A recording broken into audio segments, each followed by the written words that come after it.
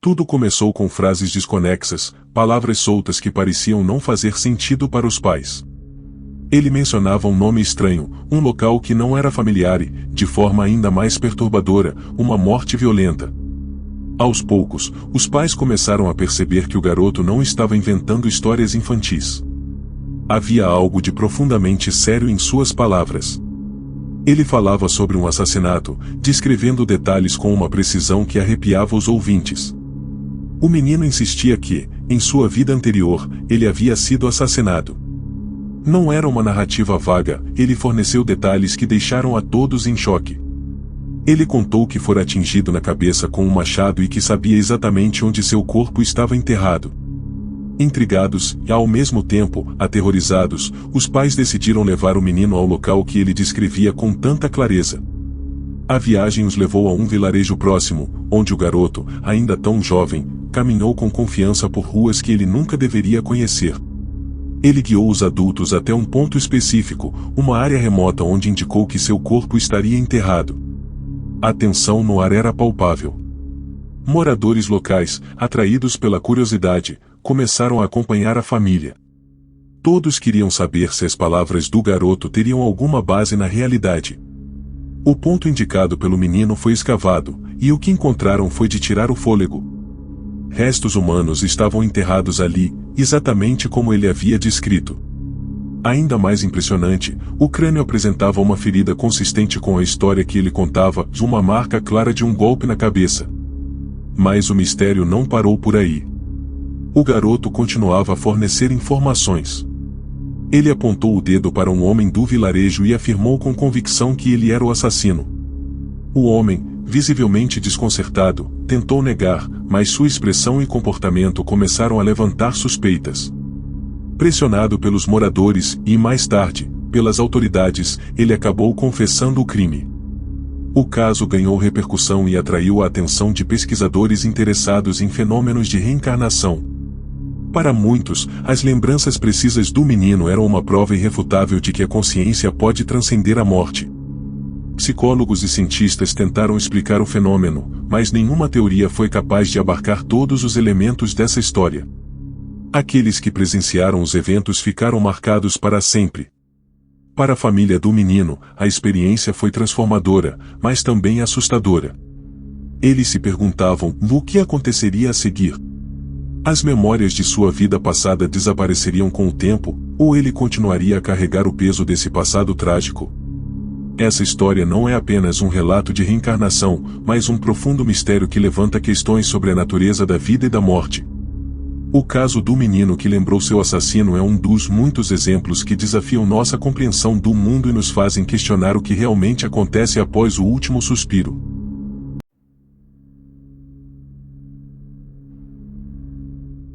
Seus pais inicialmente pensaram que era apenas imaginação infantil. Talvez um filme ou um programa de TV tivesse a assustado, mesmo que fosse improvável, já que cuidavam para que ela não fosse exposta a nada perturbador. No entanto, os pesadelos começaram a se tornar mais frequentes, e os detalhes que ela fornecia sobre o que via eram tão específicos que deixaram os pais inquietos. A menina desenhava repetidamente a mesma cena, numa casa de aparência antiga, com janelas altas e cortinas desbotadas. Sempre pintava as paredes em um tom de amarelo queimado e, ao redor, grandes chamas consumindo tudo. Conforme o tempo passava, os relatos da menina se tornaram ainda mais inquietantes. Ela dizia que se lembrava de estar trancada dentro da casa, tentando desesperadamente escapar. Sentia o calor do fogo, ouvia o som das madeiras estalando, o grito das chamas engolindo cada canto do lugar. A descrição era tão visceral que os pais começaram a considerar que talvez não fosse apenas fruto da imaginação. A menina mencionava detalhes específicos, como uma escada que rangia ao ser pisada e uma pintura grande na parede do corredor. Um dia, durante uma viagem para visitar parentes em uma cidade vizinha, algo extraordinário aconteceu. Enquanto passavam por uma estrada, a menina começou a gritar e chorar no banco de trás do carro. Ela apontou pela janela e disse: "Vê a casa amarela." A casa está ali. Os pais, perplexos, pararam o carro. Diante deles estava uma casa velha e abandonada, com paredes desbotadas que um dia poderiam ter sido amarelas. A visão arrepiou a espinha dos adultos. Sem saber o que pensar, eles decidiram investigar. Descobriram que, décadas atrás, aquela casa havia sido palco de uma tragédia. Um incêndio devastador destruiu a residência, tirando a vida de uma menina e sua babá, que não conseguiram escapar das chamas. O fogo começou durante a noite, causado por uma vela deixada acesa em um dos quartos. O detalhe mais assustador: a menina que morreu na tragédia tinha a mesma idade da filha do casal na época do incidente. Com o tempo, a menina começou a falar ainda mais sobre a casa.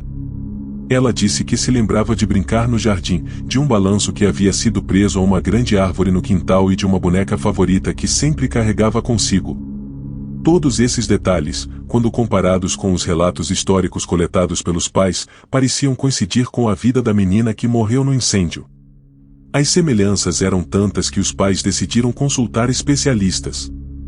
Psicólogos foram chamados para avaliar a situação, mas nenhum deles conseguiu fornecer uma explicação satisfatória. Muitos acreditavam que poderia ser uma manifestação de algum trauma reprimido, mas a família insistia que a criança nunca tinha passado por nada que pudesse justificar tais visões. Pesquisadores de fenômenos paranormais ouviram falar do caso e sugeriram que a menina poderia estar experimentando memórias de uma vida passada. O caso chamou a atenção da comunidade local, e a história da Casa Amarela passou a ser recontada com ainda mais assombro. Para os pais, o mistério era um peso constante. Por um lado, eles queriam entender o que estava acontecendo, por outro, temiam as respostas que poderiam encontrar. Afinal, como lidar com a ideia de que sua filha poderia carregar dentro de si fragmentos de uma outra existência? Com o passar dos anos, os pesadelos começaram a desaparecer, assim como as lembranças detalhadas da Casa Amarela. No entanto, os pais nunca esqueceram os momentos angustiantes em que sua filha parecia reviver uma tragédia que não era dela. Até hoje, a casa permanece abandonada, uma sombra de sua antiga glória, mas carregando consigo as marcas do incêndio e os ecos de um mistério que ninguém conseguiu explicar por completo. A história da menina e do incêndio na Casa Amarela continua a ser um lembrete assustador de que há coisas neste mundo que desafiam nossa compreensão e que, talvez, carreguemos mais do que imaginamos de vidas que não podemos lembrar completamente.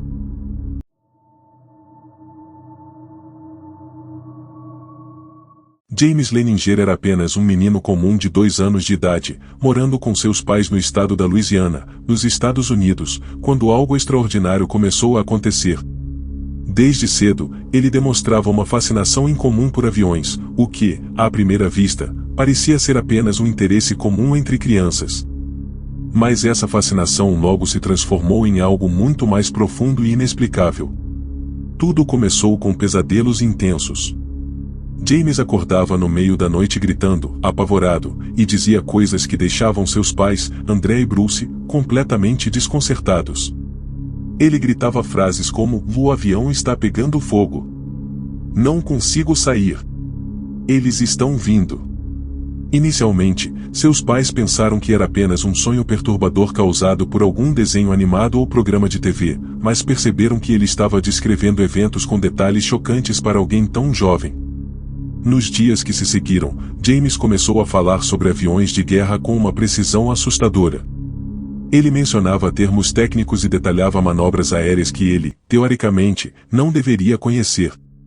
Um dia, ao brincar com um pequeno avião de brinquedo, ele apontou para o objeto e disse casualmente: "Isso aqui é um Corsair", mas ele sempre acabava com problemas nos pneus ao pousar. A frase deixou Bruce, seu pai, intrigado. Bruce era um cético por natureza e sabia que o Corsair era um modelo de avião usado na Segunda Guerra Mundial. No entanto, ele não conseguia entender como seu filho, com apenas 2 anos, sabia algo tão específico sobre uma aeronave histórica. Intrigados, os pais começaram a perguntar mais sobre o que James estava dizendo. Ele começou a fornecer detalhes ainda mais impressionantes. Ele mencionou que pilotava um avião chamado Corsair durante a guerra e que seu porta-aviões era chamado de Onatoma. Ele também falou que tinha sido abatido por japoneses em uma batalha perto de Iwo Jima.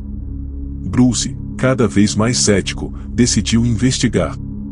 Ele descobriu que o USS Natoma Bay era, de fato, um porta-aviões real que havia participado da Segunda Guerra Mundial, especificamente na Batalha de Iwo Jima. Ainda mais assustador foi quando James disse que, em sua vida passada, seu nome era James também e James Houston Jr. Ele explicou que tinha sido um piloto e que sua aeronave havia sido atingida em combate, levando à sua morte.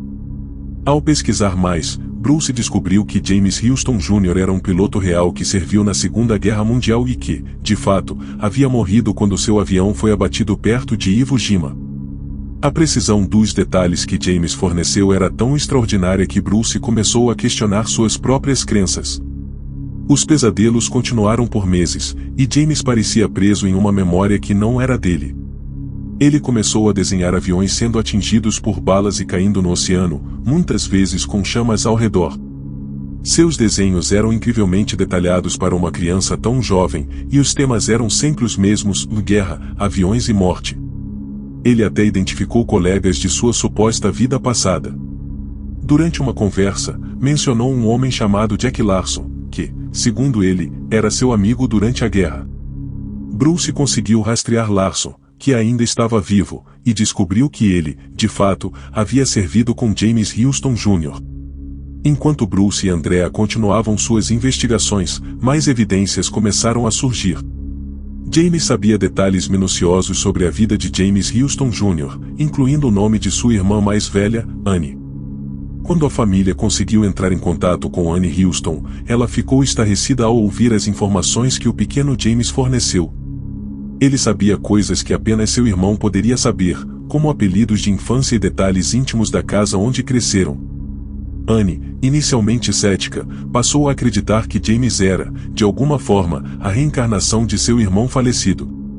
Com o tempo, os pesadelos começaram a diminuir, e James, à medida que crescia, foi perdendo as memórias de sua vida passada. No entanto, a história deixou uma marca profunda em sua família. Seus pais, antes céticos, tornaram-se defensores da ideia de que a consciência poderia sobreviver à morte física. A história de James ganhou repercussão internacional, sendo tema de documentários, livros e debates sobre reencarnação. Até hoje, o caso de James Leininger é considerado um dos relatos mais bem documentados de reencarnação. Ele desafia explicações convencionais e levanta perguntas inquietantes sobre a natureza da consciência, a memória e o que acontece após a morte. A experiência de James é uma lembrança assustadora e fascinante de que o passado pode, de alguma forma, encontrar uma maneira de se manifestar novamente no presente, desafiando tudo o que acreditamos saber sobre a vida e a morte.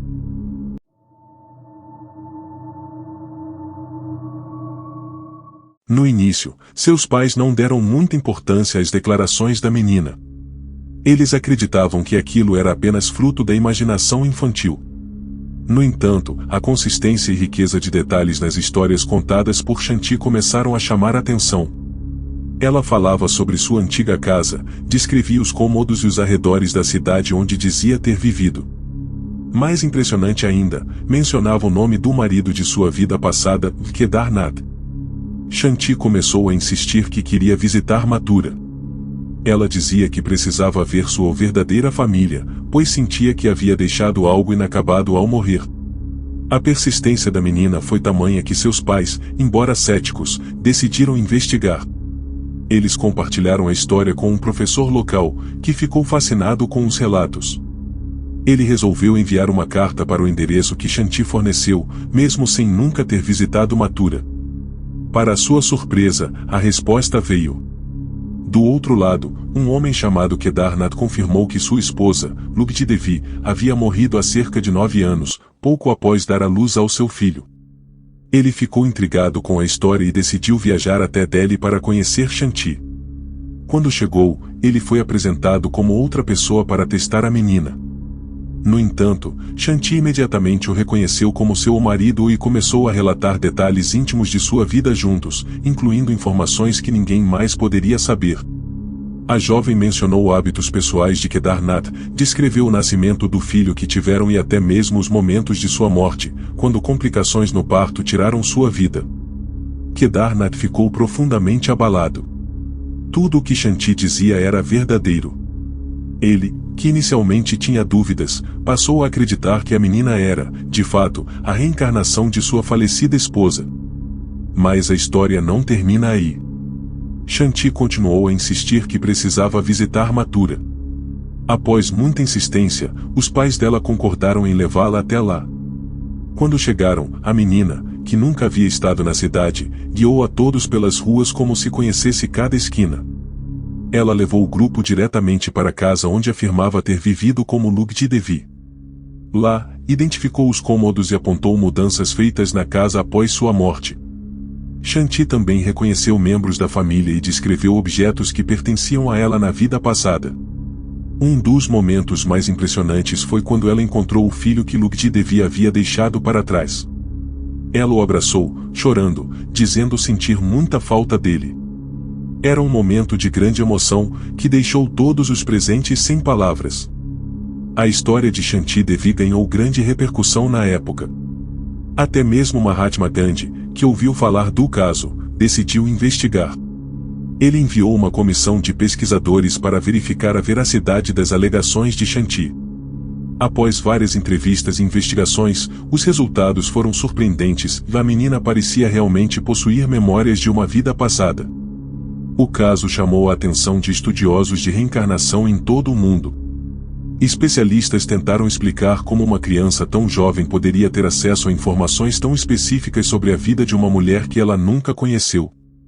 Para muitos, Shanti Devi era uma prova viva de que a reencarnação era real. Com o passar dos anos, Shanti cresceu e, embora as memórias de sua vida passada se tornassem menos vívidas, ela nunca esqueceu sua conexão com Lugdi Devi e a família que havia deixado para trás. Sua história continua a ser estudada e discutida até hoje, levantando questões profundas sobre a natureza da vida, da morte e da continuidade da alma. Shanti Devi deixou um legado que desafia nossa compreensão do mundo e nos faz refletir sobre os mistérios da existência. Sua história é um lembrete poderoso de que há muito mais entre o céu e a terra do que podemos imaginar.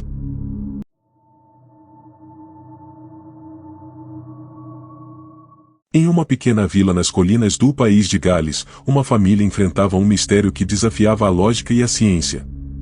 O protagonista dessa história era um menino chamado Tom, que nasceu com uma marca peculiar na garganta, como se fosse o traço de uma cicatriz, apesar de nunca ter sofrido nenhum ferimento. Desde muito jovem, Tom demonstrava um comportamento estranho, principalmente quando ficava em silêncio. Ele parecia desconfortável, como se precisasse falar o tempo todo para evitar algo sombrio. À medida que crescia, Tom começou a dizer coisas que deixaram sua família profundamente perturbada. Ele falava sobre lugares que nunca visitará, mencionava pessoas com nomes desconhecidos e, mais assustador ainda, descrevia uma morte trágica que afirmava ter sofrido em outra vida. Tom dizia com clareza que, em uma existência passada, ele havia sido um garoto chamado Daniel, que viveu em uma cidade grande e morreu de forma violenta ao ter a garganta cortada. Seus pais inicialmente descartaram os relatos como fruto da imaginação. Afinal, crianças muitas vezes inventam histórias. Mas Tom parecia insistir em suas afirmações, falando sobre sua vida anterior ou com uma riqueza de detalhes que era impossível ignorar. Ele descrevia ruas movimentadas, um mercado cheio de cores e barulhos, e até mesmo uma casa específica onde dizia ter morado. Mais perturbador foi quando ele começou a mencionar o nome de um homem, Richard, dizendo que ele era o responsável por sua morte. Os pesadelos começaram logo depois. Tom acordava no meio da noite, suando e gritando, segurando o próprio pescoço como se revivesse o momento de sua morte. Ele dizia ouvir a voz de Daniel, sua suposta identidade passada, implorando para que sua história fosse ouvida. A família, desesperada, decidiu buscar ajuda. Primeiro, consultaram médicos e psicólogos, mas ninguém conseguia explicar os relatos de Tom. Alguns sugeriram que poderia ser um trauma psicológico ou uma memória implantada por algum evento que ele tivesse presenciado. Mas os pais de Tom sabiam que ele nunca estivera em nenhum lugar semelhante ao que descrevia, tampouco tinha acesso a informações que justificassem seus detalhes tão precisos. Decidiram, então, levar o caso a um pesquisador de fenômenos paranormais. O especialista entrevistou Tom extensivamente e ficou chocado com a coerência de sua narrativa. Ele sugeriu que a família visitasse o local que o menino descrevia com tanta precisão. Após muitas dúvidas, os pais concordaram e levaram Tom para uma cidade próxima que parecia coincidir com as descrições dele. Ao chegar, Tom parecia reconhecer tudo imediatamente. Ele guiou a família e o pesquisador pelas ruas como se já tivesse estado ali inúmeras vezes. Finalmente, chegaram a uma casa antiga, de fachada desgastada, que Tom identificou como sua residência anterior. Ele descreveu o interior da casa com detalhes impressionantes, mencionando a disposição dos móveis e até mesmo uma rachadura em uma das paredes. Tudo estava exatamente como ele dissera. Mas o ponto mais assustador ainda estava por vir. Tom insistiu que precisava contar às pessoas do local sobre o que havia acontecido com Daniel. Ele levou o grupo até um pequeno mercado e apontou para um homem mais velho, afirmando ser Richard, o responsável por sua morte. O homem, ao ser confrontado, ficou visivelmente abalado. Ele negou inicialmente, mas, sob pressão, começou a demonstrar sinais de nervosismo. A história de Tom rapidamente se espalhou pela cidade. Investigações foram feitas, e descobriu-se que, décadas atrás, um garoto chamado Daniel realmente havia sido assassinado nas proximidades.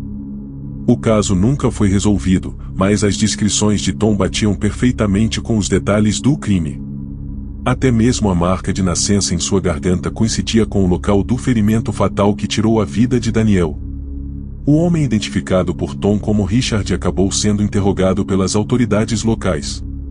Embora nunca tenha sido formalmente acusado, o comportamento dele levantou suspeitas, e muitas pessoas passaram a acreditar que ele realmente tinha algo a esconder. Com o passar dos anos, os relatos de Tom começaram a diminuir. Ele cresceu, e as memórias de sua suposta vida passada se tornaram menos vívidas. No entanto, a experiência deixou marcas profundas em todos os envolvidos. Sua família, anticética, passou a acreditar que Tom era a reencarnação de Daniel e que sua missão era trazer justiça àquela alma que nunca teve paz. A história de Tom, o menino que nunca se calou, continua sendo um dos casos mais intrigantes de reencarnação já registrados. Até hoje, especialistas e curiosos debatem o que realmente aconteceu naquela pequena vila. Para alguns, é uma prova de que as vidas podem estar conectadas de formas que ainda não compreendemos. Para outros, é um mistério que desafia a lógica e nos faz questionar os limites do que é possível. Seja qual for a verdade, a voz de Tom ecoa como um lembrete de que há histórias que o tempo não consegue apagar.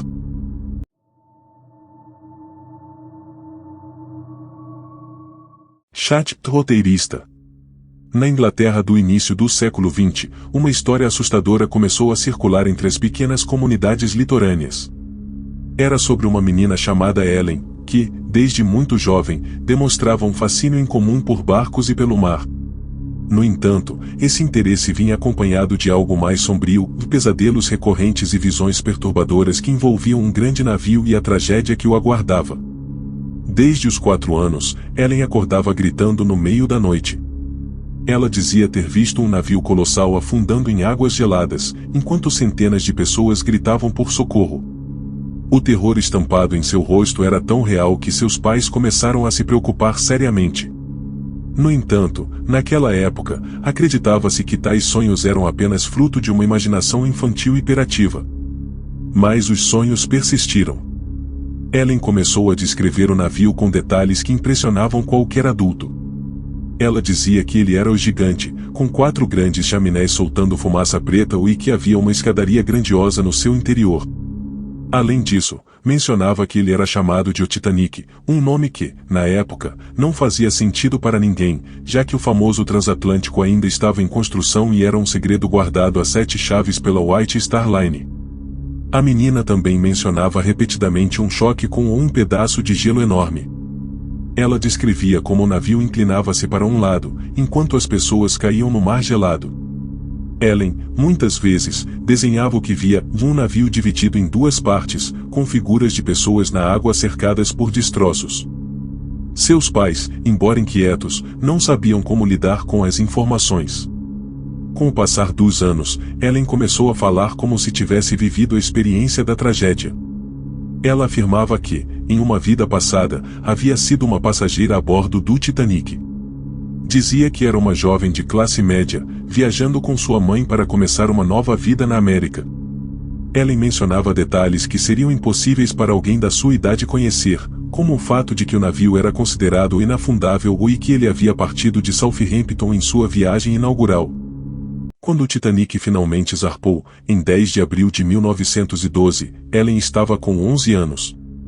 Nos dias que antecederam a viagem, a menina parecia cada vez mais perturbada. Ela insistia que o navio nunca chegaria ao destino ou que a água o levaria para o fundo do mar.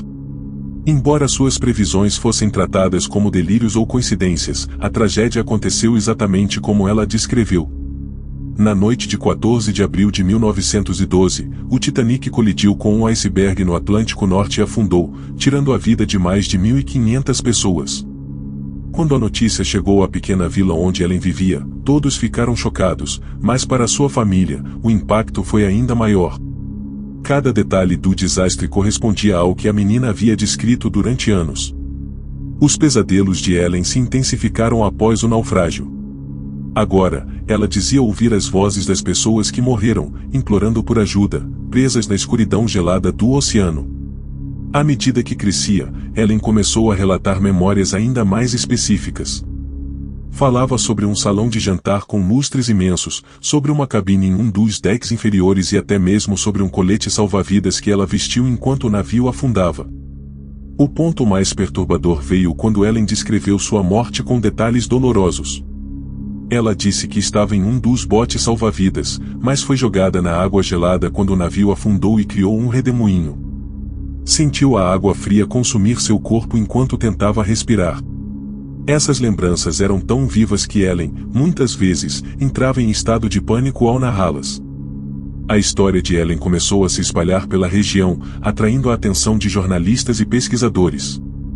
Especialistas em reencarnação entrevistaram a jovem e ficaram impressionados com o nível de detalhe em seus relatos. Muitas das informações que ela fornecia sobre o Titanic só foram confirmadas anos depois, quando os destroços do navio foram encontrados no fundo do Atlântico. Ellen passou a vida carregando o peso de suas memórias. Ela evitava o mar e sentia uma angústia profunda sempre que ouvia falar de viagens marítimas. Apesar disso, tornou-se uma figura fascinante para todos que a conheceram. Sua história permanece como um dos relatos mais intrigantes de reencarnação e memória de vidas passadas. Até hoje, a história de Ellen levanta questões profundas sobre a conexão entre vidas passadas e eventos históricos. Seria possível que ela realmente carregasse dentro de si fragmentos de uma vida anterior? Ou tudo não passaria de uma coincidência assustadora? Independentemente das respostas, a menina que sabia da catástrofe do Titanic permanece como um mistério que desafia nossa compreensão sobre o tempo, a memória e a alma humana.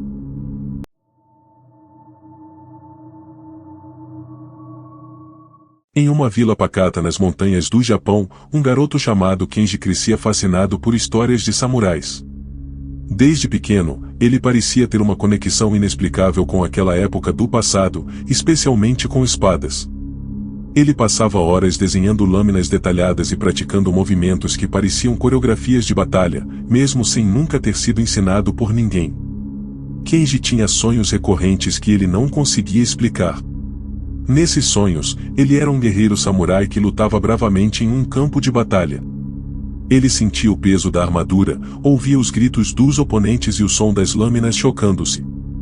Em um desses sonhos, ele viu a si mesmo segurando uma espada incrivelmente detalhada, com um punho dourado ornamentado com dragões esculpidos. Ele chamava essa espada de Oyamato e dizia que era sua companheira mais fiel. Os sonhos começaram a se intensificar quando Kenji completou 10 anos. Ele passou a descrever com exatidão o local onde acreditava ter escondido a espada antes de morrer em sua vida passada. Era em uma floresta densa, perto de uma cachoeira. Ele dizia que a havia enterrado sob uma pedra marcada com um símbolo que parecia uma flor de cerejeira. Os pais de Kenji achavam tudo aquilo estranho, mas consideravam as histórias apenas fruto de uma imaginação fértil. No entanto, a convicção de Kenji era inabalável. Ele insistia que precisava encontrar a espada, pois sentia que algo de sua alma estava incompleto sem ela. Sua determinação era tão grande que começou a desenhar mapas detalhados, indicando onde acreditava que a lâmina estava escondida. Um dia, ele pediu aos pais para levá-lo até uma floresta próxima, que ele nunca havia visitado, mas que afirmava conhecer em seus sonhos. Relutantes, os pais de Kenji concordaram, pensando que aquilo seria apenas uma brincadeira. Porém, ao chegarem à floresta, algo extraordinário aconteceu. Kenji parecia saber exatamente para onde ir. Ele guiou a família por entre as árvores, descrevendo o caminho com detalhes assustadoramente precisos. Após horas caminhando, eles chegaram a uma cachoeira escondida. Era exatamente como Kenji havia descrito. Perto da base da cachoeira, havia uma grande pedra, parcialmente coberta por musgo. Kenji correu até ela e começou a escavar com as próprias mãos. Seus pais, ainda incrédulos, decidiram ajudá-lo. Após algum tempo, encontraram algo enterrado ali. Era um objeto envolto em tecido antigo e desgastado. Ao desembrulhá-lo, descobriram uma espada enferrujada, mas ainda imponente. Kenji ficou emocionado. Ele segurou a espada com as mãos trêmulas, como se estivesse reencontrando uma parte de si mesmo. Ele afirmou com convicção que aquela era o Yamato, sua espada perdida. Apesar do estado deteriorado da lâmina, os detalhes do punho e as inscrições eram exatamente como ele havia descrito em seus sonhos. A descoberta deixou os pais de Kenji atônitos. Como uma criança tão jovem poderia saber a localização exata de uma espada antiga, em um lugar onde nunca havia estado antes? Eles decidiram levar a espada a um especialista em artefatos históricos. O perito confirmou que a lâmina era autêntica e provavelmente datava do período feudal japonês, mais de 400 anos atrás. A história rapidamente se espalhou pela vila e atraiu a atenção de historiadores e estudiosos de reencarnação. Kenji foi entrevistado diversas vezes e continuava a relatar memórias detalhadas de sua vida passada como um samurai. Ele mencionava o nome de seu clã, suas batalhas e até o motivo pelo qual havia escondido a espada. Segundo ele, foi durante uma invasão ao seu território. Percebendo que seria derrotado, ele enterrou sua arma de maior valor para que não caísse em mãos inimigas. Ao longo dos anos, Kenji continuou a sentir uma conexão profunda com a Yamato. Ele começou a treinar Kendo, a arte da esgrima japonesa, e demonstrava uma habilidade inata. Seus mestres diziam que ele parecia ter nascido para manejar uma espada. Ele afirmava que, ao empunhar a Yamato, sentia uma energia poderosa e familiar, como se as memórias de sua vida passada fluíssem através da lâmina. A história de Kenji e sua espada perdida continua a ser um mistério fascinante.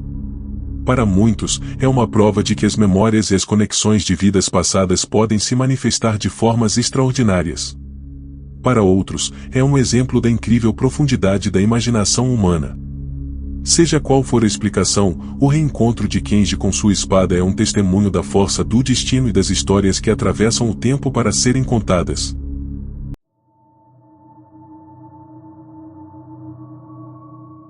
Na cidade de Salem, conhecida por suas histórias de mistério e tragédia, vivia uma mulher chamada Margarete. Desde jovem, ela era assombrada por pesadelos que pareciam tão reais quanto a própria vida. Sempre via uma cena específica, uma casa de madeira, envolta em sombras, onde um homem encapuzado invadia o local durante a noite e assassinava brutalmente uma família inteira. Margarete sentia, como se fosse sua, a dor e o desespero daquela tragédia, e acordava gritando, suando frio, com a sensação de que havia vivido aquilo. Esses sonhos a acompanharam durante toda a infância e adolescência, mas, com o tempo, começaram a desaparecer. Margarete tentou seguir em frente e construiu sua vida, casando-se e mudando para outra cidade. No entanto, aos 32 anos, os pesadelos voltaram de forma ainda mais intensa, como se algo dentro dela exigisse que aquele segredo fosse revelado. Dessa vez, os sonhos vinham acompanhados de detalhes aterradores. Margarete se via como uma mulher da era colonial, usando roupas típicas do século XVII. Ela sabia que era mãe de 2 crianças, um menino e uma menina. Nas visões, ela os colocava para dormir em um pequeno quarto, enquanto o marido ficava na sala ao lado, lendo um livro à luz de velas. Tudo parecia tranquilo até o momento em que a porta da frente era arrombada, e um homem encapuzado invadia a casa, empunhando uma faca. Margarete sentia o terror daquela noite como se estivesse acontecendo novamente. Ela ouvia os gritos de seus filhos e sentia o frio da lâmina atravessando seu corpo. Mas o detalhe mais assustador era o rosto do assassino. Embora estivesse encoberto, Margaret tinha a sensação de que ele lhe era estranhamente familiar, como se ela o conhecesse de outra vida. Determinada a entender o que significavam aqueles sonhos, Margaret começou a pesquisar sobre a história de Salem e os eventos que poderiam estar conectados à sua experiência. Ela descobriu que, no final do século XVII, uma família inteira havia sido brutalmente assassinada em uma casa afastada da cidade. A história, embora antiga, ainda era lembrada por alguns moradores como uma lenda local. A descrição da casa nos relatos históricos era assustadoramente semelhante àquela que Margaret via em seus sonhos. A mulher decidiu visitar o local, mesmo com o ceticismo do marido, que acreditava que aquilo não passava de uma obsessão. Ao chegar às ruínas da antiga propriedade, Margaret sentiu um arrepio percorrer sua espinha. Era como se ela tivesse voltado no tempo. Ao explorar o terreno, Margaret começou a ter flashes vívidos, quase como se estivesse revivendo aquela noite fatídica. Ela sabia exatamente onde ficavam os cômodos da casa, mesmo que nada além de algumas paredes de pedra restassem ali. Em um dos cantos do que antes fora a sala de estar, Margaret encontrou algo que a fez congelar, um broche antigo, sujo e enferrujado, mas que ela reconheceu imediatamente. Era o mesmo broche que usava nos sonhos, um presente de seu marido ou daquela vida passada. Convencida de que estava conectada àquela tragédia, Margaret procurou a ajuda de um especialista em reencarnação. O pesquisador realizou uma sessão de regressão com ela, e o que emergiu foi ainda mais perturbador. Durante o transe, Margaret começou a falar em um inglês arcaico, descrevendo sua vida como Abigail, uma mulher que viveu em Salem durante os julgamentos das bruxas. Segundo as memórias reveladas, Abigail e sua família eram alvos de desconfiança na comunidade. O assassino era um vizinho que acreditava que Abigail era uma bruxa e que sua morte traria paz à vila.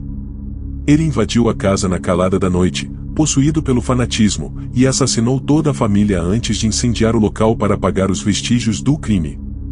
Margaret acordou da regressão com lágrimas nos olhos, sentindo como se tivesse finalmente compreendido o peso que carregava. Mas a história não terminou aí. Alguns dias depois, enquanto organizava antigos documentos em um museu local, ela encontrou um registro sobre os julgamentos das bruxas de Salem. Em uma das páginas, estava listado o nome de Abigail e o crime que havia acontecido em sua casa. Para seu horror, o documento também mencionava o nome do homem que a matou, Thomas Alloway. O nome despertou algo em Margaret. Ela sentia que já havia ouvido aquele sobrenome antes. Ao investigar mais profundamente, descobriu que Thomas era um ancestral distante de seu próprio marido. A revelação a deixou atordoada. Seria possível que o destino tivesse unido novamente vítima e algoz, séculos depois, em uma nova vida? Margaret nunca conseguiu responder a essa pergunta completamente. No entanto, após essas descobertas, os pesadelos começaram a desaparecer. Era como se o simples fato de trazer à tona a verdade daquela tragédia tivesse permitido que Abigail e sua família encontrassem finalmente a paz. Hoje, Margaret vive com a consciência de que sua conexão com o passado é mais forte do que jamais imaginou. Sua história permanece como um dos relatos mais impressionantes sobre reencarnação e memória de vidas passadas, desafiando o tempo e as fronteiras da lógica. A mulher que reviveu o assassinato da própria família é um lembrete de que algumas feridas transcendem vidas e que a verdade, por mais dolorosa que seja, pode ser o único caminho para a libertação.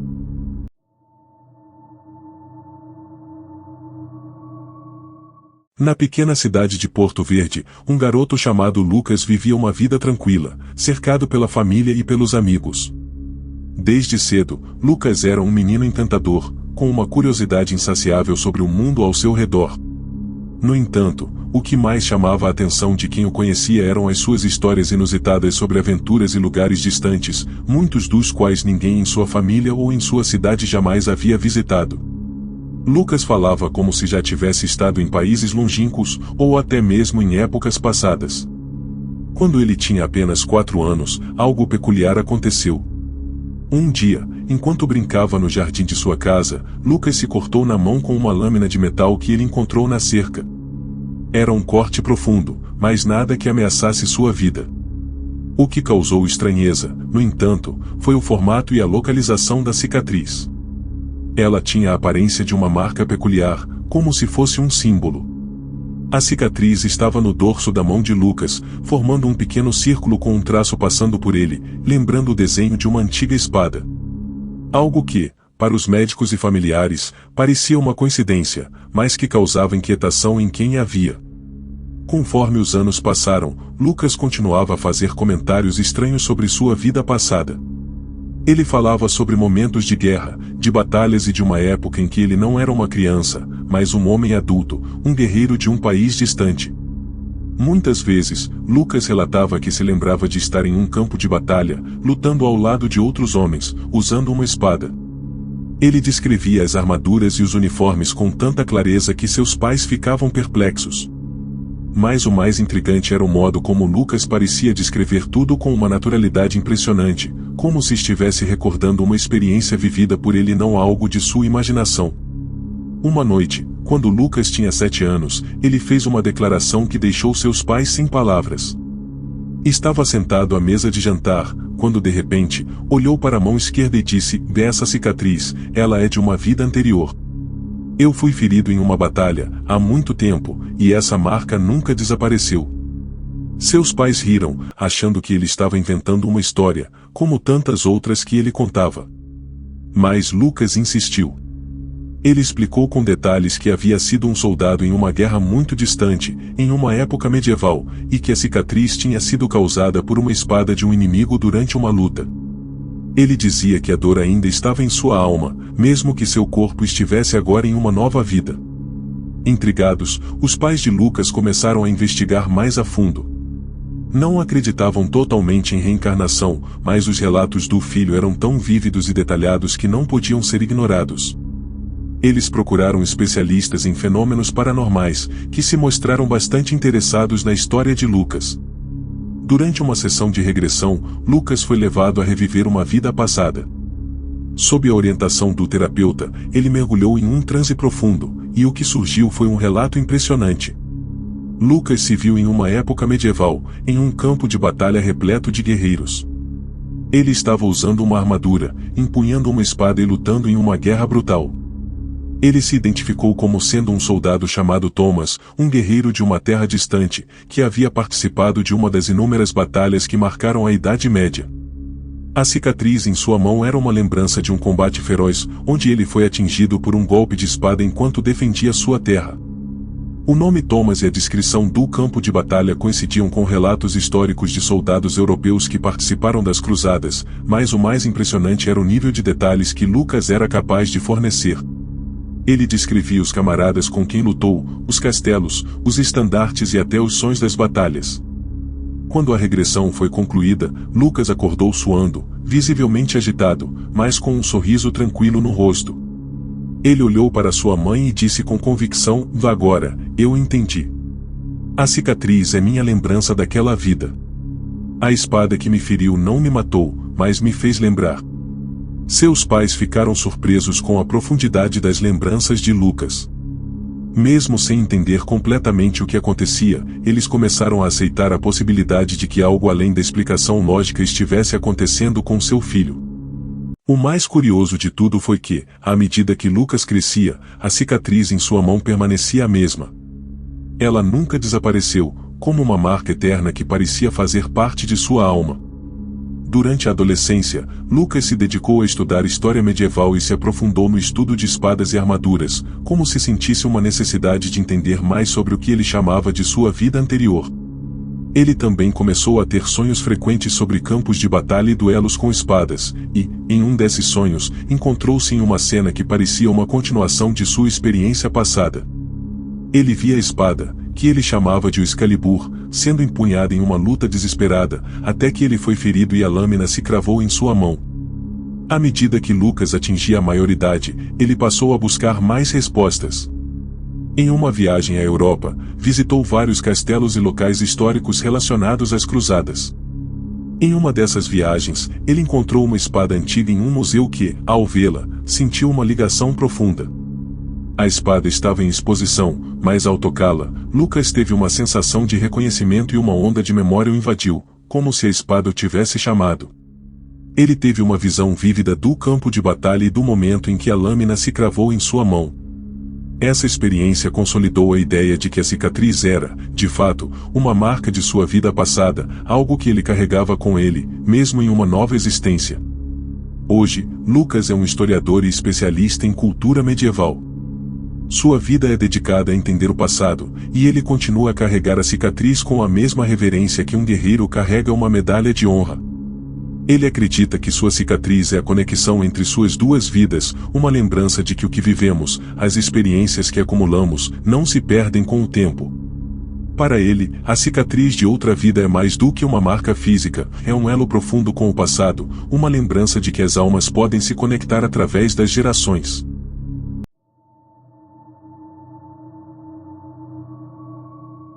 Na pequena cidade de Vitória do Sul, localizada em uma região isolada e pacata, morava um menino chamado Gabriel. Desde que ele começou a falar, com apenas 2 anos, algo peculiar chamou a atenção de sua mãe. Gabriel, de maneira surpreendente, sempre demonstrava um conhecimento incomum sobre lugares e situações que ninguém lhe havia ensinado. Mais estranho ainda era a maneira como ele se referia ao passado, como se tivesse vivido uma vida anterior. Seus pais, inicialmente, achavam que eram apenas fantasias infantis, mas com o tempo, os relatos de Gabriel ficaram cada vez mais detalhados e assustadoramente precisos. Ele descrevia uma série de acontecimentos e lugares com tanta clareza que, por vezes, parecia estar falando de uma experiência vivida por ele, e não de algo inventado por uma criança de 3 anos. A história que mais intrigava sua mãe era de um ferimento. Gabriel frequentemente falava sobre uma cicatriz em sua testa, um corte profundo, como se tivesse sido feito por uma lâmina afiada. Ele descrevia esse corte com tanta precisão que chegou a apontar o local exato onde o ferimento havia sido causado. O mais curioso é que, até aquele momento, Gabriel nunca havia se machucado na testa, e a marca nunca foi vista por sua mãe. Mas, ao contrário do que se poderia esperar, ele insistia que a cicatriz estava em seu corpo de uma vida anterior. A mãe de Gabriel, preocupada com os relatos do filho, começou a questioná-lo sobre essas histórias. Ele falava com detalhes sobre uma batalha em um lugar distante, em uma guerra de tempos passados. Ele dizia que havia sido um soldado em uma época remota, um homem com uma espada, que havia lutado bravamente e recebido uma ferida fatal. Gabriel descrevia a luta com tanta clareza que, por momentos, parecia estar revivendo cada movimento, cada golpe. Ele falava sobre como sentiu a lâmina cortando sua testa e como sua visão se turvou antes de cair no chão, enquanto seu corpo ainda lutava para resistir. Gabriel também mencionava um nome, o nome de seu companheiro de guerra. Ele se referia a um homem chamado Henrique, que, segundo o menino, havia sido seu amigo e camarada de batalha. Gabriel descrevia Henrique como um homem de postura forte, com uma barba espessa e olhos penetrantes. Ele relatava cenas de camaradagem e de luta ao lado de Henrique, com uma intensidade e uma naturalidade que só poderiam ser explicadas por uma vivência real. Ele falava sobre os campos de batalha, sobre o som das espadas se chocando, sobre a poeira e o caos ao redor, como se tudo fosse uma memória vívida de outra vida. Os pais de Gabriel começaram a investigar essas histórias e, ao pesquisar, descobriram algo surpreendente. Em uma antiga biblioteca da cidade, sua mãe encontrou um livro de história que falava sobre um conflito no século XIX, uma batalha sangrenta travada em um país europeu. O mais impressionante foi que o livro mencionava um soldado chamado Henrique, que havia lutado ao lado de um outro soldado, cujo nome também correspondia ao nome de Gabriel. A história relatava como Henrique e Gabriel, no livro, o nome era o mesmo do menino, mas de uma versão mais antiga, e haviam lutado em uma guerra feroz e como, durante uma dessas batalhas, Gabriel havia sido ferido, recebendo um golpe na testa que o matou. A descoberta deixou a mãe de Gabriel atônita. Ela não conseguia compreender como isso era possível. Gabriel, de forma tão jovem, parecia conhecer eventos que ocorreram mais de 150 anos antes de seu nascimento. A história estava ali, registrada, e o que ele dizia batia exatamente com o relato do livro. Mesmo assim, ela continuou com suas dúvidas. Como uma criança poderia ter acesso a informações tão específicas e detalhadas de uma vida passada? Como ele poderia descrever a cicatriz e os acontecimentos com tanta precisão? Decidida a buscar mais respostas, a mãe de Gabriel procurou um especialista em reencarnação, um pesquisador que se dedicava a estudar fenômenos inexplicáveis como o de seu filho. O especialista sugeriu que Gabriel passasse por uma sessão de regressão, onde ele poderia reviver suas memórias de vidas passadas, em um ambiente controlado. Embora a ideia fosse algo difícil de engolir para os pais de Gabriel, eles concordaram em tentar, na esperança de entender melhor o que estava acontecendo. Durante a sessão de regressão, Gabriel foi levado a um estado profundo de relaxamento, onde sua mente começou a viajar para um passado distante. Aos poucos, ele começou a relatar com detalhes a vida de um soldado em um campo de batalha. Ele descreveu com precisão os uniformes da época, os sons das espadas e o cheiro da terra e do sangue. Ele relatou sua amizade com Henrique, o companheiro de guerra, e como lutaram lado a lado até que, durante uma batalha sangrenta, ele foi atingido na testa. Gabriel descreveu o momento da ferida com tanto realismo que, para os presentes, parecia impossível que ele fosse apenas uma criança. O mais impressionante, no entanto, foi quando Gabriel, ainda em transe, começou a descrever a cena da morte de Henrique. Ele relatou como seu amigo havia sido morto em combate, ao lado dele, e como ele mesmo teve que carregar o corpo de Henrique por dias, enquanto tentava escapar da batalha. Gabriel falou de momentos de desespero, de perdas e de um sentimento profundo de culpa por não ter conseguido salvar seu companheiro. Ele detalhou o cenário da guerra, os campos devastados e a dor da perda de um amigo querido. Após a regressão, Gabriel acordou com uma expressão tranquila, como se tivesse sido transportado de volta a uma época distante. Ele não parecia surpreso com o que havia experimentado, mas os pais estavam em choque. Eles não tinham palavras para descrever o que haviam acabado de testemunhar. Era como se o menino tivesse realmente vivido aquela vida, como se todas as suas histórias e memórias fossem reais. O tempo passou, e Gabriel continuou a crescer, mas a marca da vida passada nunca o deixou. A cicatriz em sua testa, mesmo com o passar dos anos, nunca desapareceu. Ele acreditava, com convicção, que aquela marca era uma lembrança, uma conexão profunda com sua vida passada, que ele carregava em seu corpo. Para ele, era prova de que, de alguma forma, ele havia retornado para essa nova vida, mas que, antes, tinha sido um guerreiro. Gabriel não buscou mais respostas. Ele seguiu com sua vida, mas a lembrança de sua experiência passada nunca o deixou. Ele continuou a carregar a cicatriz com orgulho, como uma marca que fazia parte de sua identidade. A história do menino e da cicatriz de outra vida se espalhou pela cidade, e muitas pessoas começaram a olhar para ele com um respeito silencioso, como se soubessem que havia algo de extraordinário em sua existência. Essa história permanece até hoje como um mistério inexplicável, um testemunho de como as vidas passadas podem se entrelaçar com o presente, e de como algumas marcas, como cicatrizes, podem carregar consigo memórias de tempos que parecem impossíveis de recordar.